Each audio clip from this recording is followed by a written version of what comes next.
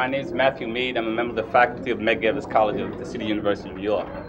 And I'd like to question you on your voucher system. It seems to me that fundamentally it assumes perfect competition, meaning, of course, that you have a homogeneous product that's being offered to consumers. Not at all. I'll continue. That, in fact, there are large numbers of sellers and buyers, and those kinds of things. And additionally, it seems to me that what is not considered, at least you gave very short shrift to, the fact that racism, which of course is an aspect that economic theory has not developed a well-developed theory in order to handle, is sort of like assumed away in your model. Let me suggest that at the higher level, we have, in fact, the voucher system, as you sort of said earlier in your speech. That is that anyone can choose any of the private universities and or state colleges and to go to.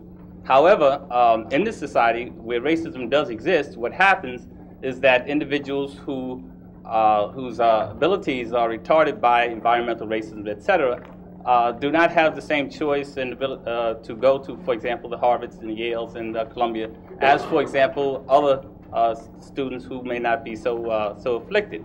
So what can possibly happen, though, even though under your system, you might have an increase in the general level of scholarship among all students. If, in fact, there's no relative change within this system, you still have the situation that employees are obviously going to take the best, which is going to be a white upper strata, leave the rest, which is going to be a black and minority lower strata. And, in fact, even though all scores, board scores and everything have raised, the level of marginal product has to be met, which is also now higher. You, in fact, haven't solved the problem. So, again, even though it's possible to have an increase in the general level of schooling in the system, you can still be left with the fundamental problem that the people who finish relatively on the lower level are going to be left with their problem. And I think that your voucher system doesn't appeal to that. And we see, for example, now University of California at Davis, for example, the famous Bakke case, where a 35 or 38-year-old man is suing because some students with lower scores entered and so on. So again, to conclude, the fact that the institutions themselves also have a choice in the matter. It's not just the consumer. The producer, the school, can decide not to accept the student if, in fact, he's filled up his quota with the best of students. Well, so your voucher system, although it might, as I say, make marginal changes, is not a panacea, and it should not be. Of course it's not a panacea. There are no panaceas. But in the particular terms you're raising, you've got the situation exactly upside down. In my opinion, there is not a single thing you could do in this world that would do more to improve the condition of the black people who are in the lowest income classes, of the black people who have been most affected by discrimination. There is not anything that you could do that would be more effective than the voucher scheme. Why? Because as I said to you before, and I challenge anybody to deny that there's no respect in which the black in the slum is more deprived than in the quality of schooling he can get. He's much worse off in that respect than he is even in the quality of housing he can get, than in the quality of the automobile he can buy, in the quality of the job he can get with given education. I agree with you that the poor educational qualifications have had further effects carry through life in leading him to have few opportunities to improve his economic conditions.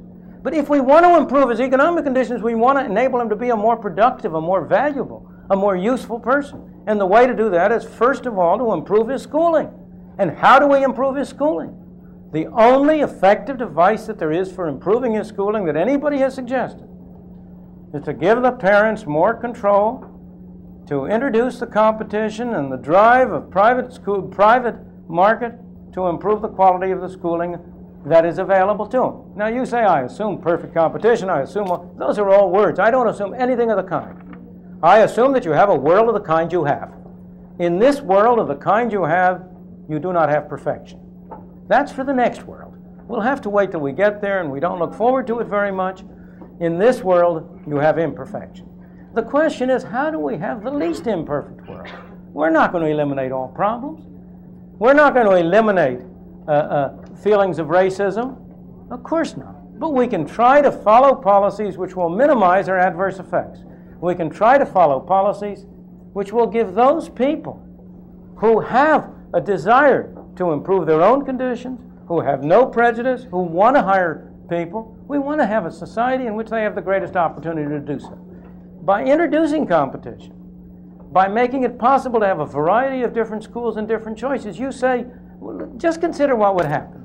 If the parents in Harlem, each one of them separately, had the possibility of disposing of $1,500 per child per year for the schooling of that child, do you mean to say that there wouldn't be a flowering of schools of all kinds? I'll bet there are a dozen people in this room who would set up schools to try to meet that demand. Look at what's happened with those small private schools that have been set up under tremendously difficult circumstances. If I go to the other end of the country, if I go to Oakland, California, there's a small preschool school in the suburbs of Oakland set up by the Black Panthers in California. It's the most effective preschool school that there is around there. It's done a better job than any other of the schools in giving the kids who come to it an opportunity really to get an education. So I'm pleading your case, sir. You really, if you'll pardon me, you are repeating in your words formulae you've learned. You are not thinking for yourself.